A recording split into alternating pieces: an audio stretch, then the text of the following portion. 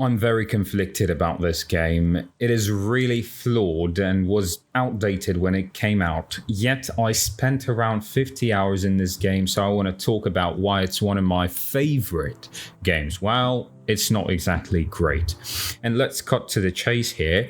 The reason this game is so good and addicting at times is because of its main character. No, not Deacon, the bike. I'm serious. There are few things that are great about this game. All these things are enough to keep playing. And when I asked people around, it was either, yeah, this game is great, or I found it quite boring, I couldn't finish it. And both are totally correct. Without the bike, the game is nothing. And for some, it's not enough. Here I'm only talking about its gameplay mechanics, yeah? I get that the game came out in 2019 and was released on PC only in 2023, but even by 2019 standards, it was very, very outdated. It's pretty much a nerfed version of The Witcher 3 meets zombies, but again, a bit worse. The story is absolutely linear. The open world is just an excuse for you to go from point A to point B. The combat system is extremely simple. Zero customization of anything. You could say, but you can customize your bike in the game. Yeah, no. Customization of the bike is just leveling it up. You do a bunch of repetitive quests, get enough trust at a camp, and get the next thing. You're not customizing it, you are just moving through the game's progression system. Yeah, you're just acquiring the next good thing for you, and looting in the game is just pressing Q and hoping that you'll find a goddamn bottle at a bar. Crafting is just there, and you just hold a button to craft, that's it. I had to stop playing the game for a while because I was really exhausted from doing one and the same thing over and over again. There's a quest very late in the game, for example, where you need to get a truck full of explosives. The triple A way to do it would be find a truck to drive it to the place, clear the place, load the truck, maybe something unexpected happens, deal with it, yeah? Hide the truck, find out where to find other ingredients for the bomb, yeah? Check the place out, then clear it, maybe then someone else delivers the truck, you load it, boom, yeah? All with nice cutscenes and layers, yeah? And the days gone way to do it is just A to B. The truck is already there. You watch a cutscene where they think about where to get the ingredients for the bomb, and Deacon has a eureka moment. A light bulb lights up over his head, and he says, "It's point A." Or he doesn't say that, but it's point A. You go to point A, kill, cutscene, that tells you, like, great job. Yeah, you just see someone appear and disappear, you know. Great job. You go to point B, nothing serious, just clear it. Cutscene, great job. They appear, they disappear. You're just there. You just come, clear, watch a cutscene, go to point B, come, clear, watch a cutscene. And that's not pretty much that's every single quest in this game. A to B to maybe C, doing one and the same thing, yeah. The open world is just an excuse for you to go from point A to point B, filled with the same three kinds of activities: hordes, Nero checkpoints, and bandit outposts. That's it.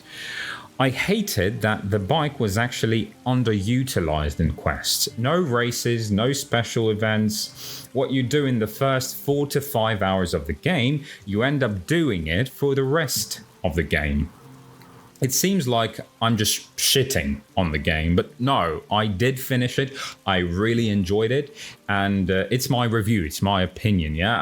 I like the game, but there are many, many things that I would like to see in the sequel that will not see, most likely, yeah? I can feel that this game was made with love but on a budget, so that's just the things that I would like to see improved.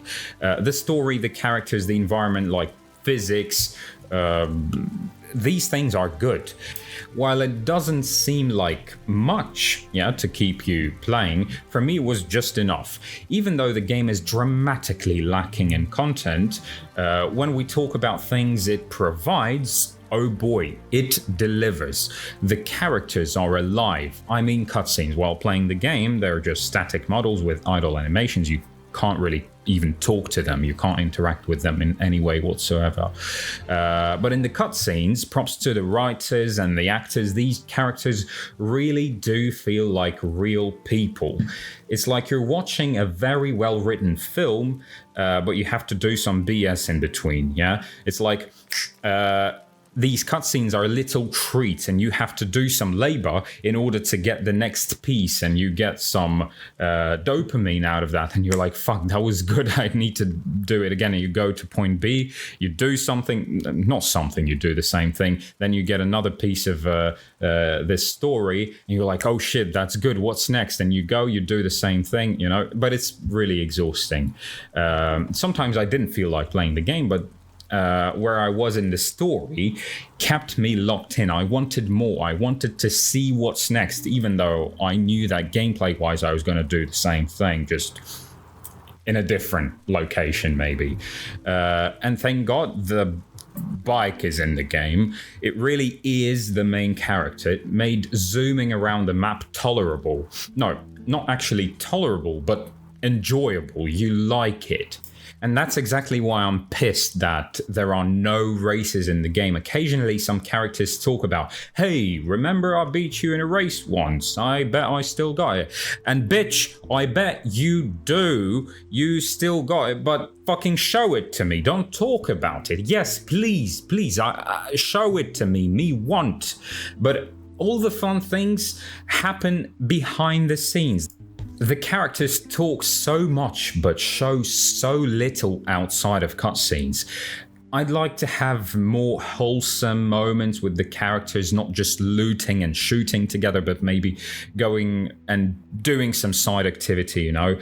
Though mostly you do everything alone. Even those moments when you are riding with another person, you do everything alone. Deacon is like, hey, this is a job for one person, or you get a contract and they come up with excuses, like weird excuses, why you personally alone have to do it yourself, you know?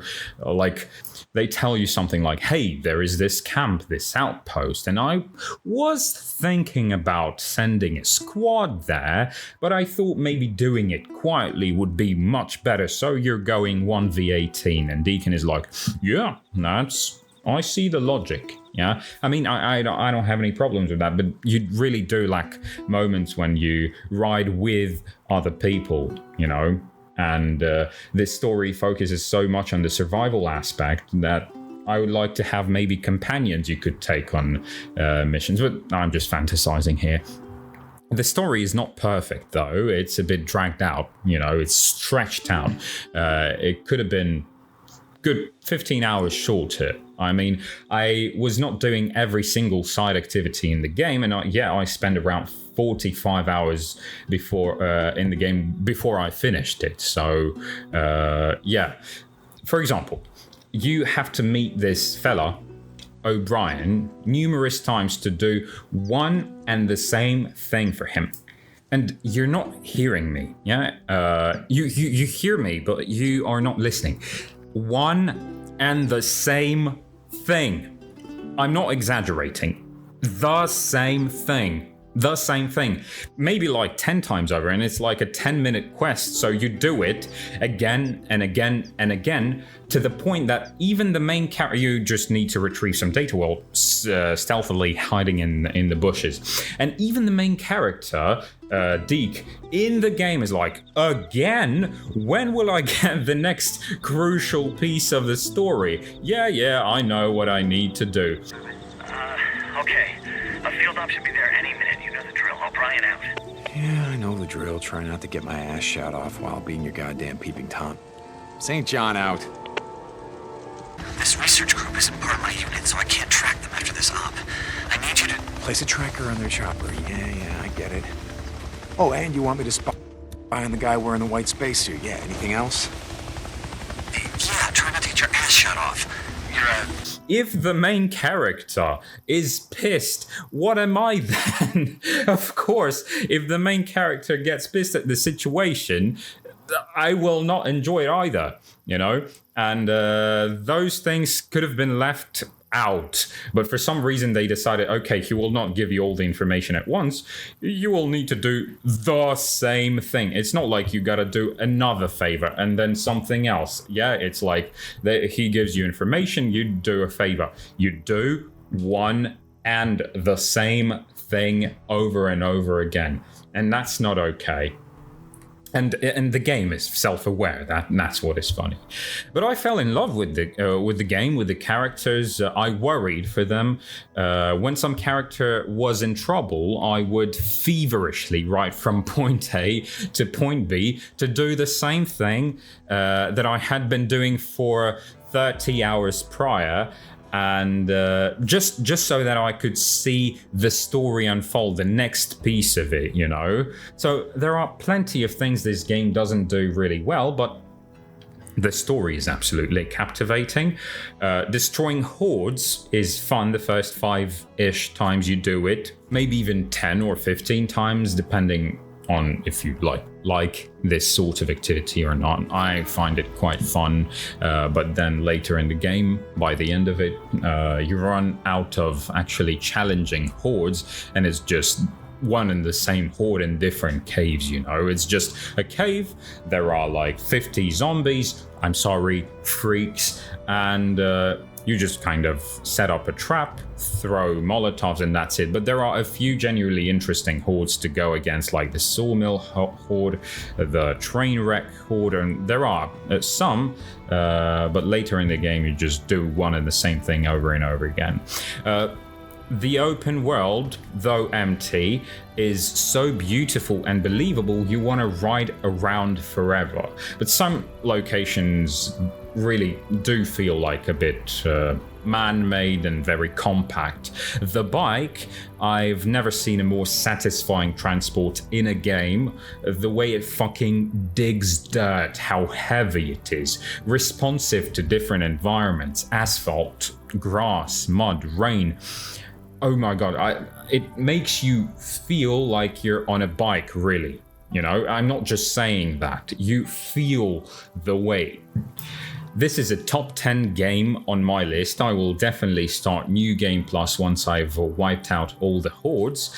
Do I recommend this game? Absolutely yes, if you like zombies. I like post-apocalyptic games, Dying Light, Project Zomboid, Fallout, and this one is not an exclusion. I may actually like it as much as Dying Light, maybe a little bit less. So I absolutely recommend it, especially if it's on sale. It's like 15 euros or bucks or whatever you have.